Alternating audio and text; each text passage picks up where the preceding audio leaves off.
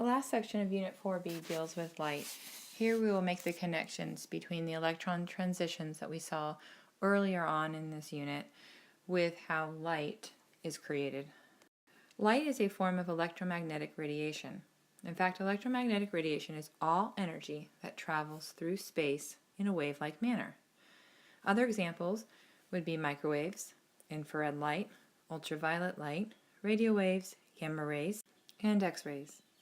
All forms of electromagnetic radiation will travel at the same speed, which is called the speed of light, whose value is 3.0 times 10 to the 8th meters per second. This diagram allows you to see the relationship between the different forms of electromagnetic radiation. You can see that radio waves are on the far left, with gamma rays being on the far right. You can also see the wave is getting closer and closer together, that it has greater frequency on the right-hand side. That is a very important relationship we'll discuss in a few minutes. The other thing I want to point out too is that in between the infrared and the ultraviolet light section is the visible light, and that is the form of radiation that allows us to see color. And you will also notice that it runs from red to violet, and there's an acronym which we will point out in a few minutes called Roy G. Biv that helps you remember the order of the colors of the spectrum. Let's start off by talking about one of the wave properties that is important in this unit, and that is wavelength. It is represented by the Greek symbol lambda, and it's basically the distance from trough to trough, which is the bottom of each wave, or from crest to crest of a wave, which is the top of the wave. It can be measured in any form of meters. So if it's a very long wave, we'll be looking at meters, and if it's a very small distance between the waves, then it could be something in the nanometer range. Another property is called frequency, and that is represented by the Greek symbol nu, and that's basically the number of times a wave completes a cycle in 1 second. The unit that we use is called the hertz, and that is also sometimes abbreviated 1/s, 1 cycle per second. If we take a look at the two waves, you will notice that there is only 2 waves per second, so I'll go ahead and give this a value of 2 hertz. Whereas if we look at the bottom wave, it has 1, 2, 3, 4 hertz in frequency. So the more cycles per second, the higher the frequency the wave will have. So there's 2 relationships that you need to know.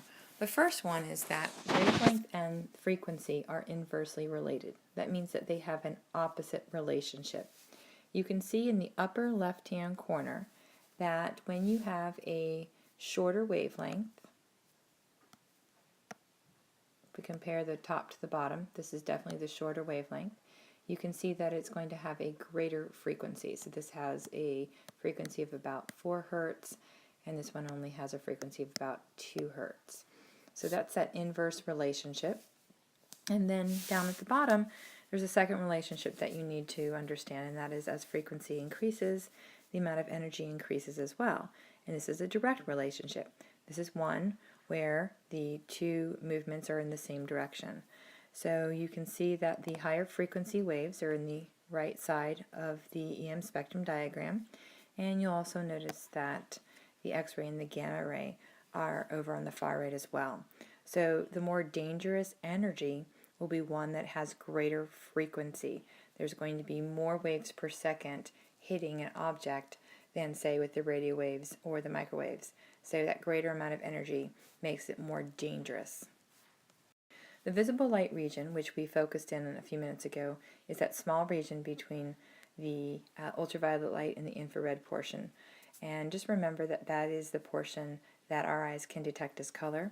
Our eyes cannot perceive the wavelengths and frequencies of anything to the left or to the right of that small spectrum of visible light. And don't forget the acronym Roy G. Biv. That's to help you remember the colors of the spectrum. Also, it's nice to know that red, the color red of Roy G. Biv, will be sitting next to the infrared section, and the violet color will be sitting to the left of the infrared section. So that's another way that you can kind of tie it all in together. This is the reference sheet diagram that you have, and there will be many questions that you will need to answer because of that. you will notice that the only thing it gives you is the wavelength, and it's measured in meters. And you can see that they tell you shorter wavelength this way, to the right, longer wavelength to the left. So we know that wavelength is decreasing as we go across. And since we have that inverse relationship, we know that frequency is going to increase as we go across. And energy will also increase, which is that direct relationship that we spoke about a few seconds ago. Also remember this little area right here and the colors of the spectrum, Roy G. Biv. Alright, so let's take a look at some examples using the reference sheet diagram that you will see on a test or on the final exam.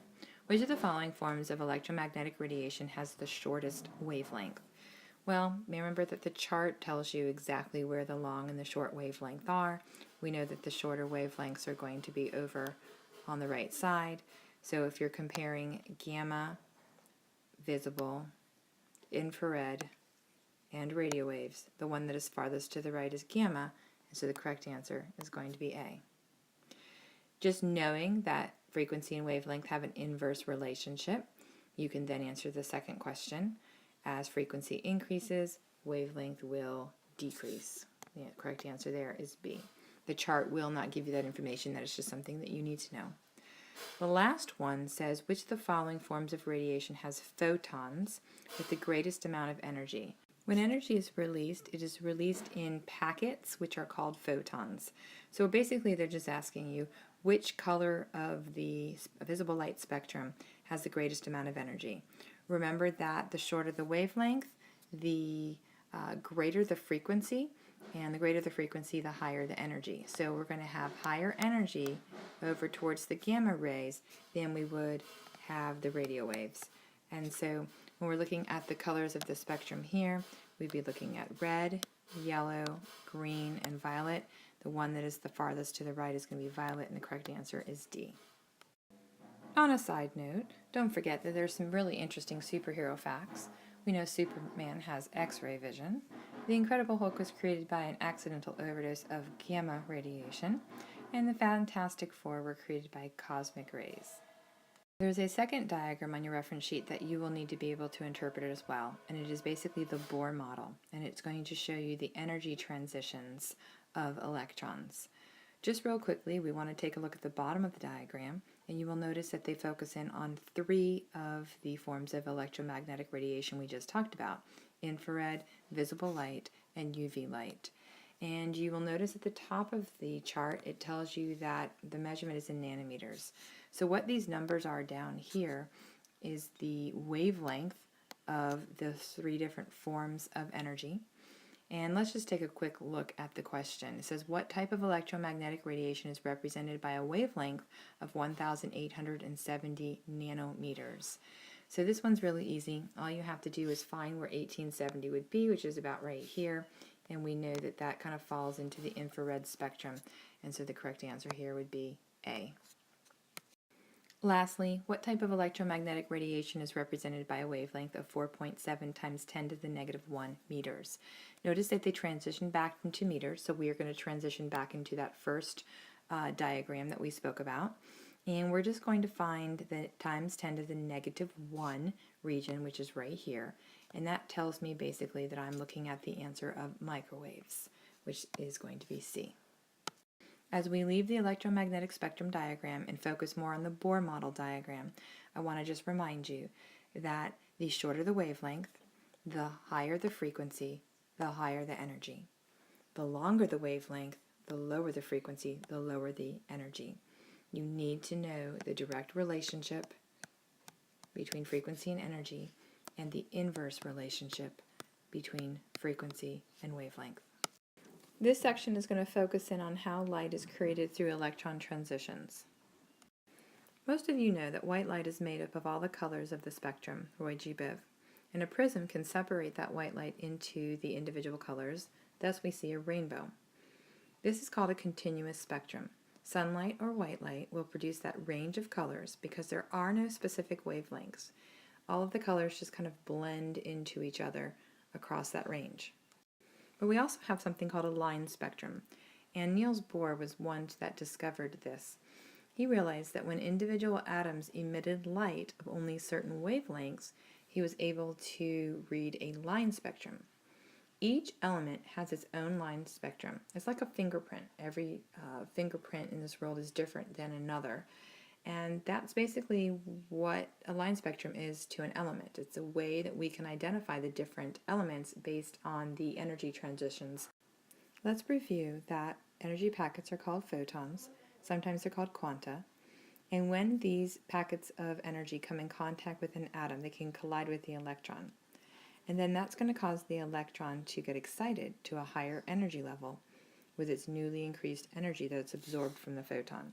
So you could start off with an electron in the first energy level, and as energy came in through the atom, it could promote the electron to a higher energy level.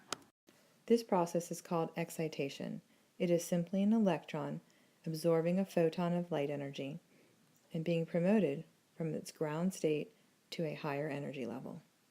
The problem with excitation is that excited electron in the higher energy level will eventually have to come back down to its ground state energy level. Because the electron cannot remain in that excited state indefinitely, it will release that same amount of energy that it absorbed, and it will fall back down to the ground state. This process is called relaxation. It is simply the electron releasing the amount of energy that it absorbed originally and falling back down to the lower energy level state that it was originally in. There is a direct correlation between how much energy an electron can absorb and how many energy levels it can jump in that excited state. Let me give you an example. A photon of UV light has more energy than a photon of infrared light. So if a UV photon hits an electron, it will cause a higher energy jump. Let's say you might find that the electron jumps from energy level 1 to energy level 4, whereas the infrared is going to be of a smaller amount of energy, and that might only get it to, say, energy level 3. Another thing that you need to know is that total energy in equals total energy out. The exact amount of energy that was absorbed in the excitation process will be the exact amount of energy that is released in the relaxation process. It can be released in smaller packets, though.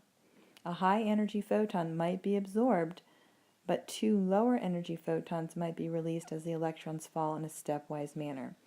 To give you an example there, let's say we were looking at an electron that jumped up from energy level 1 to energy level 3, and that's the excitation process. When it goes to release its energy, instead of bringing it all the way back down to energy level 1, it might break it down in a stepwise manner. It might release some energy to get down to energy level 2, and then release that additional amount of energy to get it back down to its ground state, and release another set. Photons must match energy changes. If the energy of the photon is not the exact match for how much the electron needs to absorb to get to a higher energy level, that photon will pass through the atom unabsorbed. So we spoke about the line spectrum earlier on as an individual fingerprint for atoms, and I wanted to show you what the hydrogen line spectrum looks like. In the left-hand portion of this diagram, you can see a gas discharge tube, and that's basically where the hydrogen atoms are being excited and the electrons are jumping to higher energy levels. If we use a special instrument called a spectroscope, we can look through that gas discharging tube through this slit, and it will cause the energies to fragment out into lines. And so you can see that there are 4 distinct lines in this hydrogen line spectrum. Each one correlates to a particular wavelength of energy that an electron is producing in that relaxation process. These lines were proof that Bohr needed to show that atoms had fixed energy levels, and that if electrons wanted to move to higher energy levels, they had to gain energy, and if they were to move down back to their ground state, they would release that same amount of energy. This was his evidence. Compare hydrogen's line spectrum to neon's line spectrum. Notice how distinctly different it is, and remember that each line spectrum of an element is like a fingerprint. No two are alike. This slide shows a picture of the Bohr model, and it also shows the line spectrum of hydrogen down at the bottom. You can see that the red line, the turquoise line, and the violet line are matching to transitions that are found in the Bohr model. There are actually 3 series of lines that chemists study. The first one is the Lyman series. And the Lyman series are transitions of electrons that go down to energy level 1.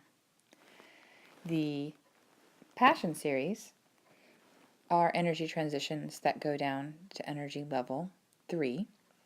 And then there is the Balmer series, and those are electron transitions that go down to energy level 2. The Balmer series actually produces wavelengths of energy that fall in the visible light portion of the spectrum. So we can pick those lines up and interpret them as color. Whereas the Lyman and the Paschen series, when the electron transitions happen and they release energy, their wavelength of that energy falls in the ultraviolet or the infrared section, and our eyes cannot pick them as color. Thus, we would not see the lines that we would see in the visible series, such as the Balmer series and the line spectrum down below. In particular, you can see that the red line has been created from the electron transition from energy level 3 down to energy level 2. The blue line was created from the energy transition where the electron went from energy level 4 to 2. And then there are 2 violet lines. One is the transition of an electron from energy level 5 to 2. And then there's also a transition from a higher energy level, probably 6, down to 2 as well, with a different wavelength. This is the diagram of the Bohr model that you will be using to answer questions on your exam. Let's take a look at some sample ones. Let's take a look at some examples. An electron in the hydrogen atom makes the transition from n equals 5 to n equals 3. So we want to find a dot that is in n equals 5, and we want to see an arrow that ends at n equals 3. So if I quickly look over at n equals 5, I will realize that there is a dot here for n equals 5, and there's also one right here. But I want the arrowhead to go down to n equals 3, and that's going to be this energy level right here, which means that it's going to take 1282 nanometers. So the correct answer here is C. The next question is going to ask to classify the type of electromagnetic radiation this wavelength represents, and you can see in the slide that that is sitting in the area of infrared, and so that is the correct answer, A. And lastly, they want to know, is this energy being emitted or absorbed? We know the word emitted means released, and for an electron to release energy, it needs to be going from a high energy level to a low energy level. Since this started at the 5th energy level and went to the 3rd, that would be a emit or a release of energy. Flame tests are a way that we can identify unknown metals based on the wavelengths of light that they are emitting. In a flame test, you will take a metal and you will put it directly into the flame. We will do this in the form of aqueous solutions and ions of the metal. When you put them directly in the flame, what happens is they absorb the heat energy from the flame, causing the electrons within the energy levels to jump to higher energy levels. When they return back to their ground state, they release that same amount of energy that they absorbed in the form of radiation that falls in the visible light portion of the spectrum, and so we can identify the flame with different colors. Not every element will show us the wavelength in the visible light spectrum. Some elements, when they release their energy, will fall into the other areas of the EM spectrum, and we want to remember that we only can detect the colors of the visible light portion. There's many ways of producing light. Fluorescent lights are basically visible light that has been absorbed, and visible light is emitted at the same time. The relaxation happens very quickly after excitation. Phosphorescence is when visible light is absorbed, and then while later it's emitted. The relaxation process occurs after a period of time. Other ways of producing light would be incandescence, which is energy is put in from heat and given off as a visible light. Chemiluminescence, which is the energy released during a chemical reaction is absorbed to cause excitation, and then relaxation produces visible light. And bioluminescence, which is the chemiluminescence that occurs in a biological organism.